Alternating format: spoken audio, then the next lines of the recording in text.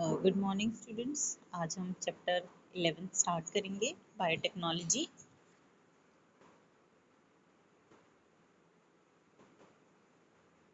ठीक है, biotechnology principle and processes. अगर इस चैप्टर में देखा जाए तो हम लोग बेसिकली प्रिंसिपल्स के बारे में पढ़ेंगे। कौन कौन से प्रिंसिपल्स हैं जिसकी एक मिनट।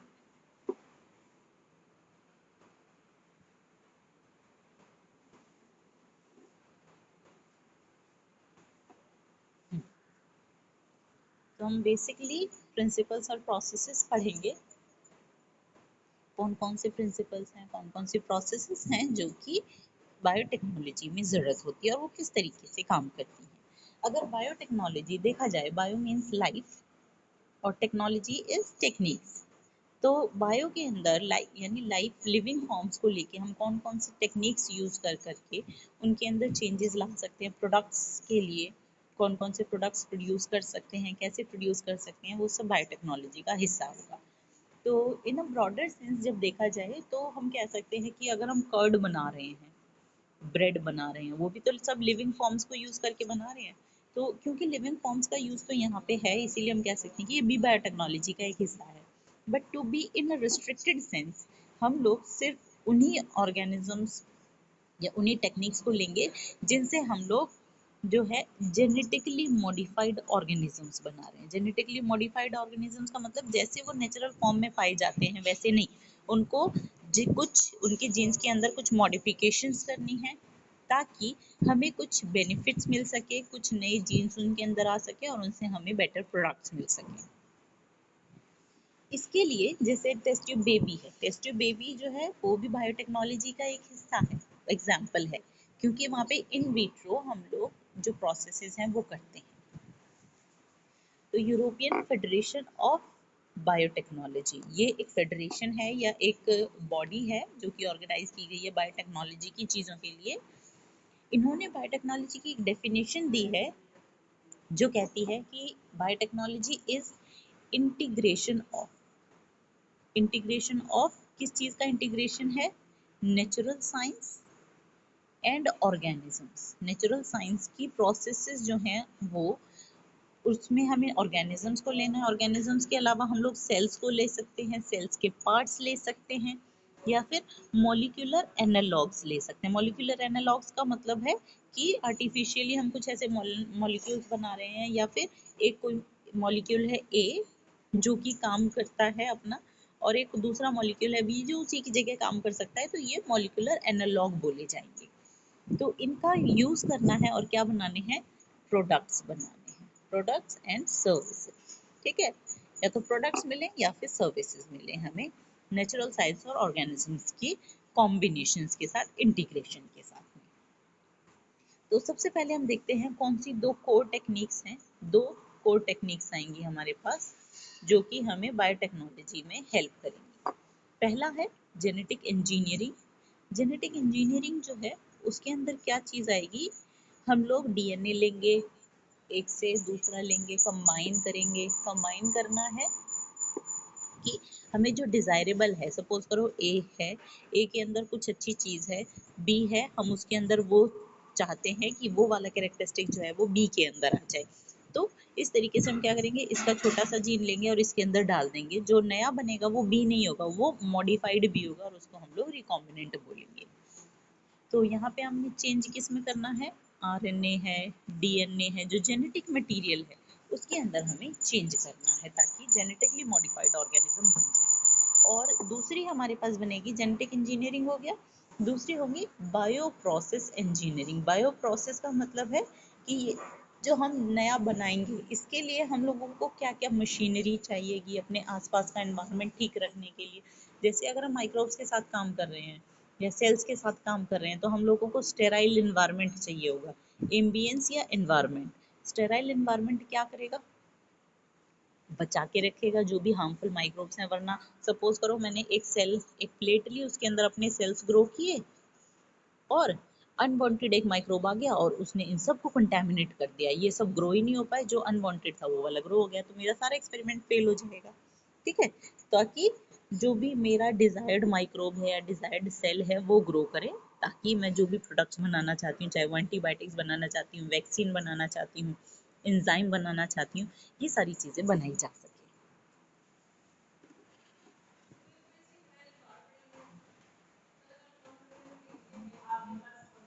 अब हम देखते हैं कि किस तरीके से प्रिंसिपल्स जो हैं जेनेटिक इंजीनियरिंग के डेवलप हुए हैं। सभी जो हैं सेक्सुअल और एसेक्सुअल इन दोनों रिप्रोडक्शन के बारे में जानते हैं, दोनों के बेनिफिट्स के बारे में जानते हैं। जैसे कि सेक्सुअल रिप्रोडक्शन जो है उसकी वजह से वेरिएशंस जो हैं वो आती हैं, जबकि एसेक्सुअल वाला जो है वो क्लोन्स बनाने में हेल्प करता है। यानी अगर तुमने कुछ वैरायटी लानी है, कॉम्बिनेशंस बनाने हैं, दो चीज़ों को कंबाइन करना है, तो सेक्सुअल रिप्रोडक्शन हेल्प करता है। अगर क्लोन्स बनाने उसके एक बार बन गया कुछ और उसके मल्टीपल कॉपीज वैसी की वैसी आइडेंटिकल बनानी है तो उसमें एसेक्सुअल हेल्प करता है। अब देखा जाए तो ट्रेडिशनल हाइब्रिडाइजेशन प्रोसीजर्स कौन से हैं, जिसमें सपोज करो कि काऊ है, ठीक है, एक काऊ लेते हैं, मेल और फीमेल दोनों काऊ लेते हैं, उसमें के बाद उनमें क्या कराते हैं, नेचुरली क्रॉसिंग कराते हैं कि एक काऊ है जिसके अंदर मैं एक कैरेक्टरिस्टिक चाहती हूँ, सपोज करो मैं मिल्क ज़्यादा चाहती हूँ, एक दूसरा है जो बुल है या ऑक्स है, उसके अंदर मैं स्ट्रेंथ ज़्यादा चाहती हूँ, दोनों की डिजायर्ड कैरेक्टरिस्टिक मैं चाहती हूँ।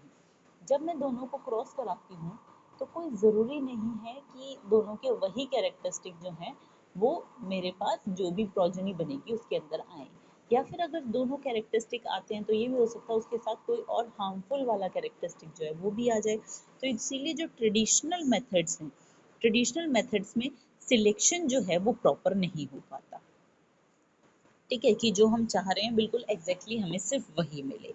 इसीलिए क्या होता है कि हम लोग अब दूसरी टेक्निक्स का यूज करते हैं जिन्हें हम जेनेटिक इंजीनियरिंग टेक्निक्स कहते हैं, ठीक है। जेनेटिक इंजीनियरिंग टेक्निक्स में हम लोग क्या करेंगे, हम लोग सबसे पहले बनाएंगे रिकॉम्बिनेंट डीएनए, ठीक है। तो हमारा पहला जो प्रोसेस होगा वो है क्रिएशन ऑफ रिकॉम्बिनेंट डीएनए, कि हम एक मेरे पास था डीएनए, उसमें मैंने दूसरा वाला डीएनए जोड़ दिया, ये मेरे पास क्या बना, अब ये बन गया रिकॉम्बिनेंट डीएनए, ठीक है, कि दो डिफरेंट को कंबाइन करके बनाया हुआ है। फिर जब मेरे पास रिकॉम्बिनेंट डीएनए बन जाएगा तो मुझे इसके क्लोन बनाने पड़ेंगे। क्लोन बनाने का मतलब इसकी मल्टीपल कॉपीज बनानी पड़ेंगी कि बहुत सारे हों, एक हाथ से काम नहीं चलेगा, मुझे इसके मल्टीपल कॉपीज बनाने पड़ेंगे, ठीक है। और उसके बाद जब ये हो जाएगा, इसके बाद मुझे क्या चाहिए, जीन ट्रांसफर चाहिए। जीन ट्रांसफर का मतलब है जिसके अंदर भी मैं ये चाहती हूँ कि ये जो रिकॉम्बिनेंट वाले हैं ये हो, उसके अंदर मुझे फाइनली ट्रांसफर करना पड़ेगा, ठीक है। तो हम जब ये जेनेटिक इंजीनियरिंग की टेक्निक्स यूज़ करते हैं तो ट्रेडिशनल हाइब्रिडाइजेशन प्रोसीजर्स की जो हमारी शॉर्टकमिंग्स होती हैं, लिमिटेशन होती हैं, वो सब ओवरकम हो जाती है, क्योंकि यहाँ क्या होता है, हमारे पास जो भी हम डिज़ायरेबल जीन चाहते हैं सिर्फ वही जो है वो टारगेट ऑर्गेनिज्म तक पहुँचता है। अब हम देखते हैं कि कोई भी डीएनए जब किसी और के अंदर एंटर करता है तो उसका क्या होता है, सपोज करो ये एक सेल है, सेल के अंदर न्यूक्लियस है, एक डीएनए बाहर से आता है और इसके अंदर एंटर करने की कोशिश करता है, ये लो एंटर भी कर गया, तो क्या ये इसके अंदर मल्टीप्लाई कर पाएगा, नो। क्यों नहीं मल्टीप्लाई कर पाएगा, क्योंकि ये मल्टीप्लाई तब करेगा जब ये इसके अंदर जो डीएनए प्रेजेंट था ये उसके अंदर एंटर करे। अगर तुम्हें चैप्टर 8 का याद हो, जो रेट्रोवायरस है जब वो उसके अंदर एंटर करता है तो वो जो जीनोम है वो इसके अंदर इनकॉर्पोरेट कराता है अपना, ठीक है। तो क्या होता है, ये ऑर्गेनिज्म का होता है, उसी के साथ ये जो वायरल वाला है वो अपना इनकॉर्पोरेट करा लेता है, फिर इसकी मल्टीपल कॉपीज बनती हैं, तब वो अपने कॉपीज को अलग करके और आगे प्रोपेगेट कराता है, नई कॉपीज बनाता है। इसीलिए अगर हम चाहते हैं कि ये अच्छा कोई भी चीज़ है जब मल्टीप्लाई करता है डीएनए, तो डीएनए कहाँ से मल्टीप्लाई करता है, हमेशा ओरिजिन ऑफ रेप्लिकेशन से। अगर किसी में ओरिजिन ऑफ रेप्लिकेशन नहीं है इसका मतलब वो रेप्लिकेट नहीं हो पाएगा। यानी कि अगर आप चाहते हो कि कोई भी फॉरेन डीएनए या एलियन डीएनए जो है वो ट्रांसफर हो पाए, किसी के अंदर रेप्लिकेट कर पाए, मल्टीपल कॉपीज बना पाए, तो उसके लिए तुम्हें क्या चाहिएगा? पहली कंडीशन होगी उसके पास ओरिजिन ऑफ रेप्लिकेशन होना चाहिए। अगर नहीं है तो काम नहीं चलेगा। ठीक है, इसीलिए क्या किया जाता है, जब भी कोई डीएनए सीक्वेंस ली जाती है उसके अंदर ओरी जरूर डाला जाता है, ओरिजिन ऑफ रेप्लिकेशन, ताकि उसकी मल्टीपल कॉपीज बन सकें, चाहे हम किसी भी डीएनए के साथ उसको जोड़ दें। ठीक है, मल्टीपल कॉपीज यानी उसकी क्लोनिंग हो सके। अब हम फोकस करते हैं, अच्छा इसके अलावा हमें क्या चाहिए होगा? ओरी चाहिए। सेकेंड थिंग हमको चाहिए रिस्ट्रिक्शन एंजाइम। रिस्ट्रिक्शन एंजाइम क्या है कि सपोज करो मेरे पास एक डीएनए, ठीक है, ये डीएनए है, मुझे इस डीएनए में से सिर्फ इतना सा पोर्शन चाहिए, मुझे सारा नहीं चाहिए, तो मुझे क्या करना है? इसको कट करना पड़ेगा। कट कैसे करूंगी? कैंची तो काम करेगी नहीं ना डीएनए पे, उसके लिए ये रेस्ट्रिक्शन एंजाइम्स होते हैं। ठीक है, रेस्ट्रिक्शन एंजाइम क्या है? ये वो एंजाइम्स हैं जो किसी डीएनए को एक पर्टिकुलर सीक्वेंस पे, क्योंकि डीएनए में सीक्वेंस होती है GAA TTC CCA होती है ना, इस तरीके से, तो इस तरीके से जो सीक्वेंस है उसको आइडेंटिफाई करता है और जाके कट करता है, क्योंकि सारे जितने भी एंजाइम है बहुत स्पेसिफिक होते हैं, जाके किसी चीज को आइडेंटिफाई तो करेंगे। तो डीएनए है, आरएनए, इनके अंदर तो क्या होते हैं? नाइट्रोजनस बेसिस होती हैं, सीक्वेंसेस होती हैं, तो सीक्वेंसेस को आइडेंटिफाई करते हैं हम, जहाँ बाइंड करेंगे फिर जाके कट करेंगे। तो हमें ओरी चाहिए, हमें रेस्ट्रिक्शन एंडोन्यूक्लियस चाहिए।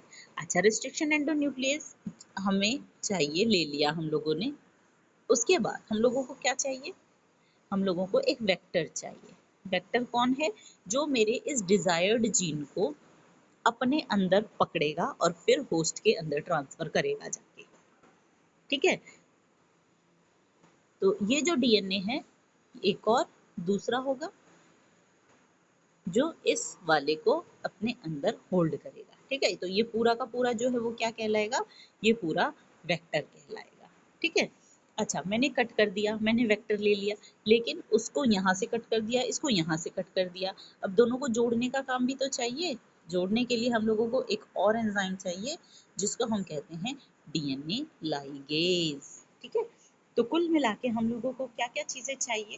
अगर देखा जाए, हमें ओरी चाहिए डीएनए सीक्वेंस में, हमें रेस्ट्रिक्शन एंडोन्यूक्लियस या रेस्ट्रिक्शन एंजाइम्स चाहिए डीएनए को कट करने के लिए, एक वेक्टर चाहिए जो कि मेरे एक डीएनए को डिजायरेबल को होस्ट तक पहुंचा सके, और मुझे डीएनए लाइगेज चाहिए जो कि कटे हुए डीएनए को आपस में जॉइन कर सके, जो कि मेरे डीएनए के फ्रेगमेंट्स हैं।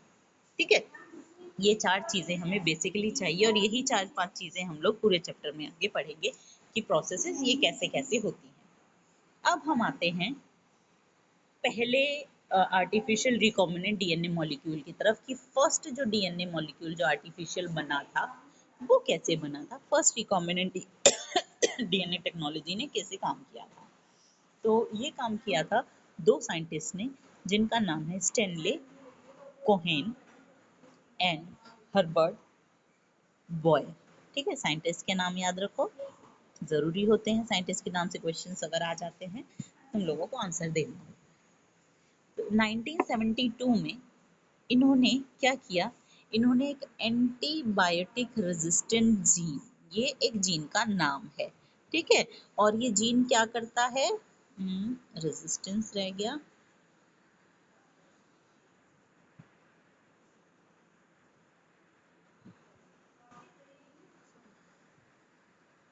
Resistance gene. ठीक है, ये जीन है, ये जीन किसके अंदर प्रेजेंट होता है? ये प्रेजेंट इन्होंने आइसोलेट किया,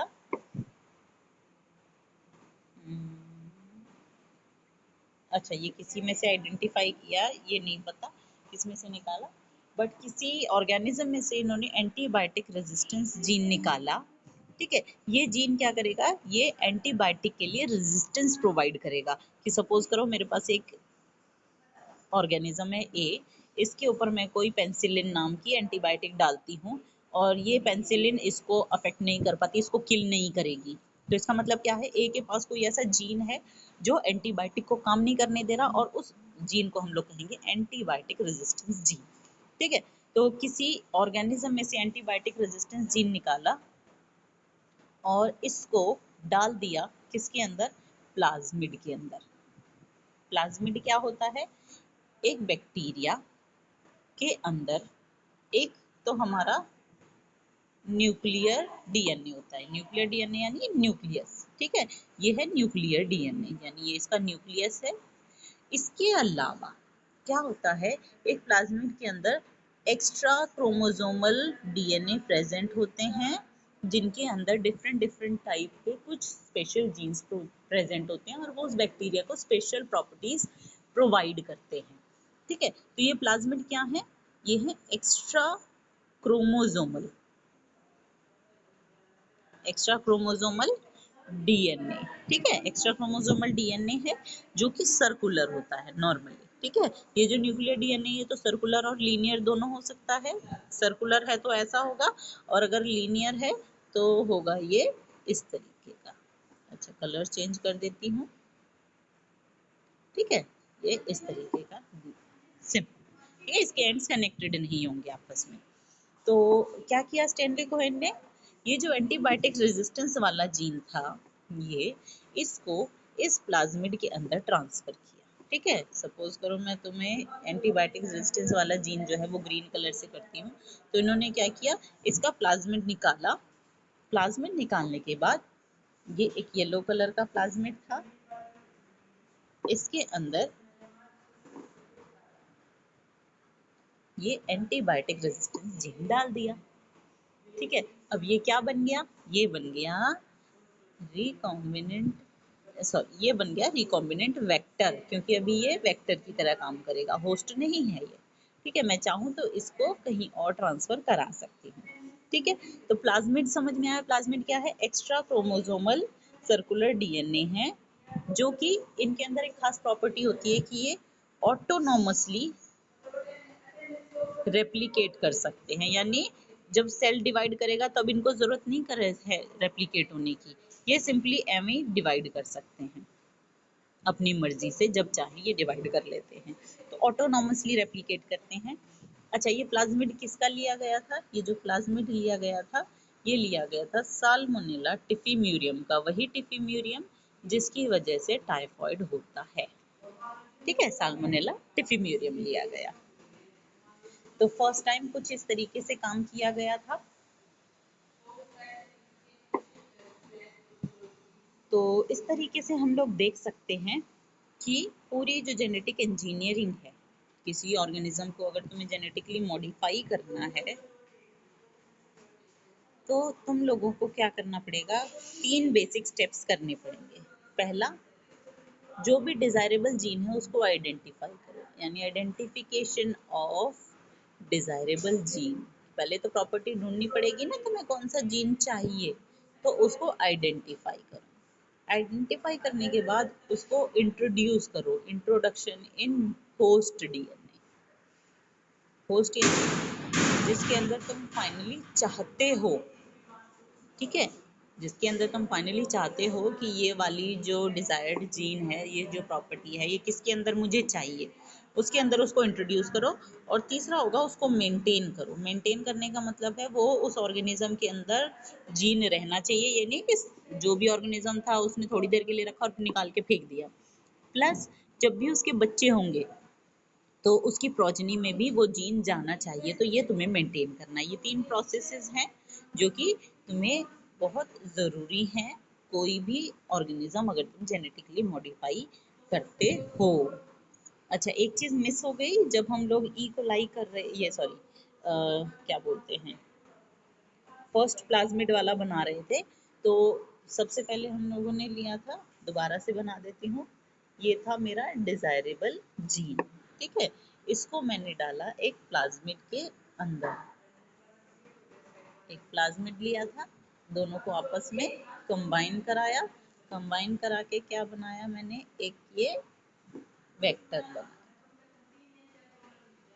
ठीक है, ये है मेरे पास, ये क्या है, ये है वेक्टर, ठीक है। वेक्टर कौन होता है, जो किसी चीज को एक जगह से दूसरी जगह ट्रांसफर करा सकता है, ठीक है, इसको कहते हैं। यहाँ हम क्या यूज करेंगे, इनको कट करने के लिए, कट करने के लिए हम लोग यूज करेंगे रेस्ट्रिक्शन एंडोन्यूक्लियेसेस। ठीक है, वेक्टर हो गया, रेस्ट्रिक्शन एंडोन्यूक्लियस हो गया, ये हमारा डिजायरेबल जीन हो गया, ये हमारा वेक्टर हो गया। अब जो हमारा ये वेक्टर है इसको लेके आएगा और इसको कहाँ पहुंचाएगा फाइनली, जो होस्ट जीनोम है, ये सपोज करो होस्ट जीनोम है मेरे पास, ठीक है, और इसके अंदर अब इसको ये इनकॉर्पोरेट करवाएगा। तो ये मेरा जो बना है, ये मेरा बन गया रिकॉम्बिनेंट डीएनए। ठीक है, रिकॉम्बिनेंट डीएनए के लिए यहाँ जो यूज किया गया था होस्ट, वो होस्ट जो है वो यूज किया गया था ई कोलाई, एस्चेरिचिया कोलाई। ठीक है,